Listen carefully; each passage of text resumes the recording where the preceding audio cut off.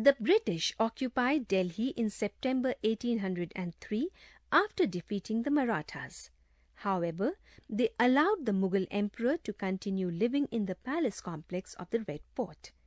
They continued to rule their territories from Calcutta till they decided to shift their capital to Delhi in 1911. From 1803 to 1857, the British continued to live with the Indian aristocrats and nobility in the walled city. However, in their new colonial cities of Madras, Calcutta and Bombay, they were living quite separately. The living spaces of the Indians and the British were quite separate from each other.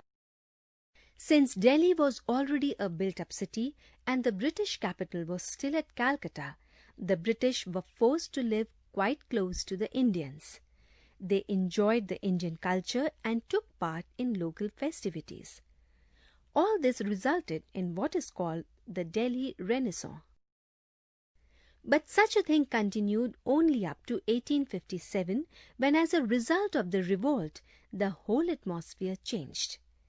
During the 4 months of the rebels' control of Delhi, many British were killed. After regaining the control of Delhi, they embarked upon a policy of revenge, plunder and murder. To prevent such another rebellion, the Mughal Emperor Bahadur Shah Zafar was exiled to Burma, where he died in 1862 at the ripe age of 87.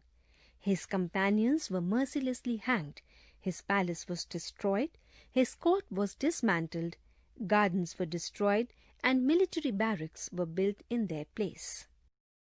In order to demolish all the memories of the Mughal past, the areas around Red Fort and Jama Masjid were cleared for security reasons.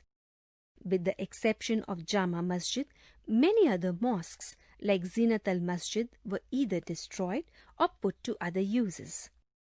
No worship was allowed even in the Jama Masjid for 5 years. According to an estimate, 1/3 of the city of Delhi was demolished, canals were filled up, and many gardens were completely destroyed. To add to the woes, the western walls of Shah Jahanabad was dismantled to establish the railways. The Britishers now began to live separately in civil lines areas away from the Indians in the walled city. Why the British held a grand darbar in Delhi, although it was not the capital? In 1877, Lord Lytton, known for his imperialist leanings, held a darbar at Delhi to confer on Queen Victoria the title of the Empress of India. A question generally arises. When Calcutta was still the capital of India, what was the need of holding this darbar at Delhi? By this time, the British had realized that Delhi, being the capital of the Mughal monarchs, still held a great symbolic importance of its own. The people still held the sweet memories of the Mughal monarchs that could prove harmful sooner or later. It was important to demolish all such feelings. It was therefore necessary to show to the people of Delhi the great pomp and show and the power of the British, so that the citizens of Delhi could realize that the days of the Mughals were over and it was better to become faithful to the British rulers. Again, in order to emphasize the same point, when King George was crowned as the ruler of England in 1911, a darbar was held in Delhi to celebrate this occasion.